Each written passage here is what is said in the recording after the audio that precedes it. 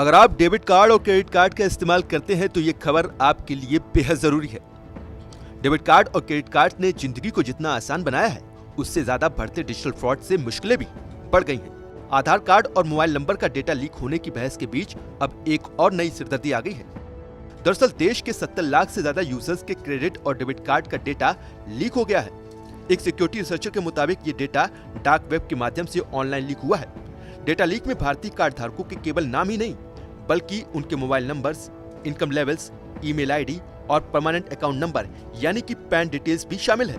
भारतीय cyber security researcher Rajshekhar राजाहरिया ने दावा किया है कि 70 लाख से ज्यादा भारतीय डेबिट और क्रेडिट कार्ड से जुड़ा प्राइवेट डेटा ऑनलाइन लीक हुआ है।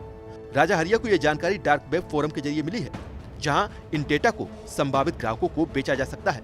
सुरक्षा के लिहाज से देखो तो इन डेबिट और क्रेडिट कार्ड से जुड़ी प्राइवेट जानकारी का इस्तेमाल कई तरह की गलत साइबर एक्टिविटीज के लिए किया जा सकता है। लीक हुए कुल डेटा का साइज 1.30 GB है, लेकिन राहत की बात यह है कि लीक हुए डेटा में ऐसी कोई भी जानकारी नहीं है जिसकी मदद से कोई फाइनेंशियल ट्रांजैक्शन हो सके। INC42 की एक रिपोर्ट में बताया गया है कि लीक हुए डेटा में करीब 5 लाख पैन नंबर भी हैं। इन डेटा से पता चलता है कि इन्हें कई अलग अलग सोर्स से जुटाया गया है। संभव है कि बैंकों के थर्ड पार्टी सर्विस पार्टनर्स ने ही ऐसी संवेदनशील जानकारियों को असुरक्षित रूप से रखा है। ध्यान देने वाली बात यह भी है कि लीक हुए डेटा में ज्यादातर डेबिट और क्रेडिट कार्ड देश के अलग अलग शहरों से हैं। इन डेटा से जुड़ा एक फोल्डर डार्क वेब पर जारी कर दिया गया है। संभावना है कि इसे बेच भी दिया जाएगा। राजाहरिया ने कहा है कि इस डेटा लीक के बारे में सबसे पहली जानकारी CERT इन को दी गई थी। CERT इन देश की साइबर इमरजेंसी रिस्पांस टीम है।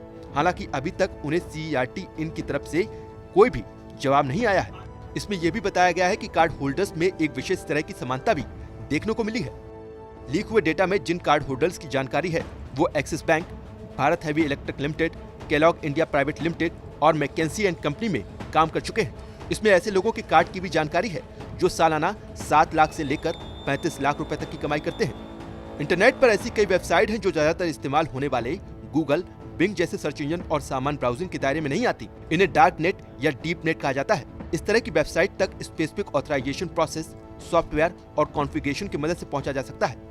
डार्क वेब भी इंटरनेट सर्चिंग का ही हिस्सा है, लेकिन इसे सामान्य रूप से सर्च इंजन पर नहीं ढूंढा जा सकता।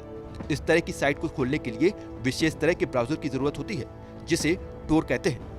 डार्क वेब की साइट को टोर एन्क्रिप्शन टूल की मदद से छुपा दिया जाता है। ऐसे में अगर कोई यूजर्स इन तक गलत तरीके से पहुंचता है तो उसका डेटा चोरी होने का खतरा बढ़ जाता है।